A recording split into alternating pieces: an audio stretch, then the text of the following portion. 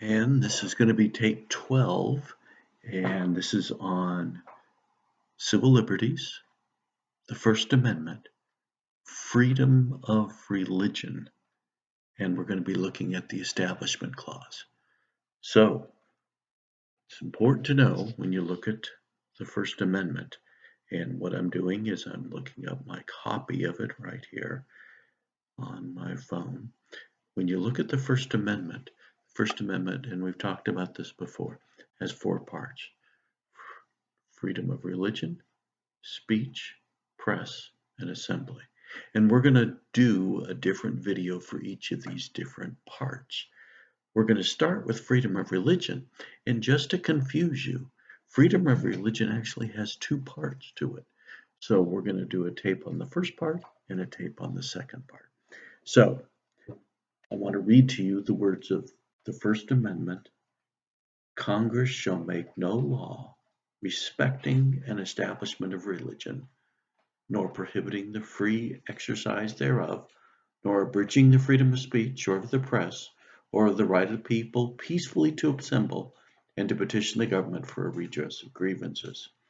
So, that's the First Amendment. Let's go to the first part. Congress shall make no law respecting an establishment of religion. That is called the Establishment Clause. Move my chair over here. Move my little whiteboard. And this is called the Establishment Clause. Okay? It's called the Establishment Clause. Congress shall make no law respecting an establishment of religion. Okay? So, what does that mean? Okay? What it means, Supreme Court has told us over time, is that government may not favor one religion over another. Government can't say everybody has to be Methodist. Government can't say everybody has to be Muslim. Government cannot say that everybody can be whatever they want, but we're only going to give jobs to Jews. The government may not favor one religion over another. It also means, to quote the words of Thomas Jefferson, that there is a wall of separation between the church and the state, meaning the government. A wall of separation. Now, Thomas Jefferson never said how big that wall is, how wide it is, if there's a door in it, if there's a window. He never told us any of that. But that idea of a wall of separation has become something that people talk about all the time when it comes to the Establishment Clause. There's a wall of separation between church and state. Well, what does that mean? Is it a wall you can jump over? Is it a wall you can dig underneath? Is it a wall you can knock down? Never has defined that. So that's a nice phrase, but it's not very, very helpful. What the government Supreme Court recently has come out with, and this basic I use recently in the Supreme Court sense, meaning in the last 50 years, is that the government must be neutral towards others' religions. So the government must pursue a policy of complete neutrality towards religion. So it can't pick and choose. Okay? Now, when you think about that for a second, what does it mean to be neutral towards religion? Is that saying religion isn't important? Again, the Supreme Court isn't helping us. So we aren't quite sure. And, when you play with it a little bit, what is religion? What makes a religion? Okay? That's a really hard concept, believe it or not. I don't know if you've heard of the Church of the Flying Spaghetti Monsters. What you do, if you're a member of it, is you wear a spaghetti colander on your head. And there have been people who have sued for the right to wear that spaghetti colander on their head when they go for their driver's license photos. And their argument is, hey, we believe in the Church of the Flying Spaghetti Monster. Since there's no definition of what religion is, our religion is as valid as yours. This started out as a satire of other churches, but it took a life of its own. Go look it up on Google. Okay, you'll see some interesting photos of people who are members of the Church of the Flying Spaghetti Monsters.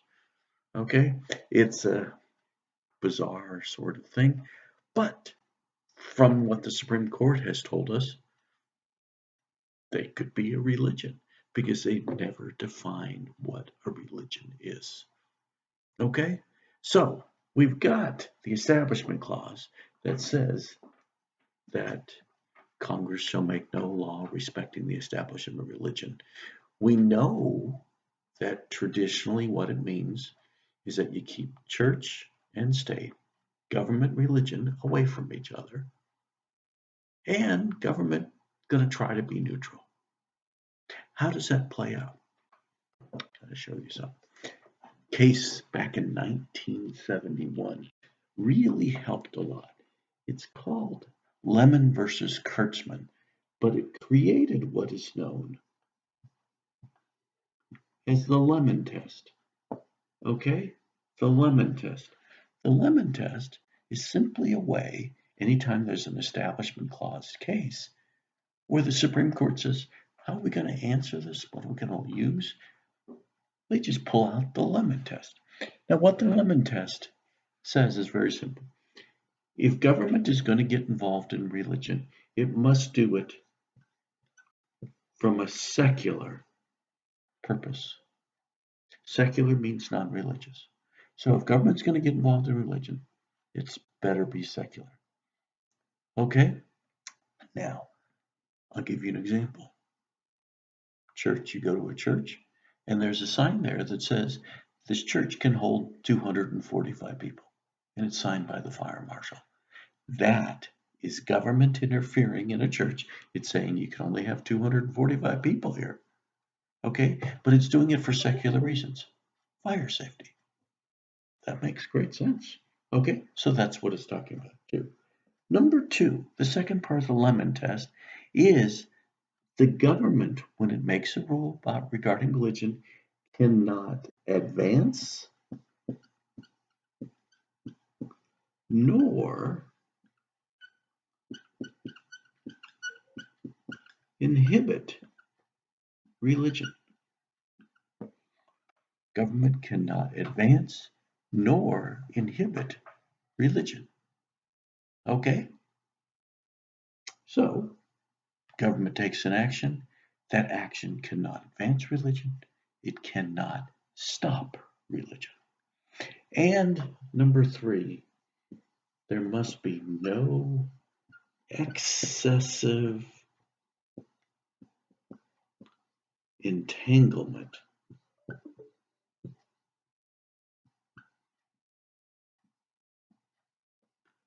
there must be no excessive entanglement in religion. So government sets a rule, it doesn't want to get involved in religion. Think about during the coronavirus thing. Government says, okay, you can't have a gathering of more than 10 people. Is the government going to sit there and say, okay, that means you can have this service and that service? No, it just says no more than 10 people. You figure out, religions, how you want to handle that. Do you want to have something in the church parking lot? Do you just want to do it online? Just have the ministers here? Whatever. We don't want to get involved in that. We just want to say, don't have more than 10 people there. Okay? So the Lemon test here says, if the government's going to get involved, it must get involved only in a secular way, secular purpose, fire safety, kitchen, make sure the kitchen's sanitary. The action must neither advance nor inhibit religion, and there must be no excessive entanglement. Okay? So, that's the Establishment Clause. Okay? Sets out when government can get involved in religion and when it can't. Basically, the government wants to keep a hands off. Now, I do have to tell you, if you had gone to a public high school, you have dealt with the lemon clause. Okay? If you're on a sports team, could your coach lead you in prayers? Okay? The answer is no, because they are government officials. If you went to a public high school, they're government officials and they can't lead you in prayers. Okay? So typically what happens is the coach says, okay, I'm going to step away. You guys figure out what you're going to do, and someone would step up and lead a prayer if you're going to have a prayer. That is correct. That is proper. That's the lemon test. Okay? It says government's going to keep a hands off, not going to get involved in religion. You guys can still have your religion. We just want to keep our distance from it. Okay? Did you have prayers at graduation? Well, if you did, where was your graduation? My guess is that it was not at the school if you had prayers. Okay? Because you don't want government interfering and sponsoring prayers. Dallas Police Force, they're not allowed to wear any sort of religious medallion around their necks, on their heads, around their wrists. Government says, look, we're just not going to get involved in it. We're not going to say this right or wrong. We're just going to say for all religions, all non-religions, nothing religious on your person. Okay? Even if you have a tattoo, you better cover it up. Okay? So that's the lemon test. And I'll stop right there with that.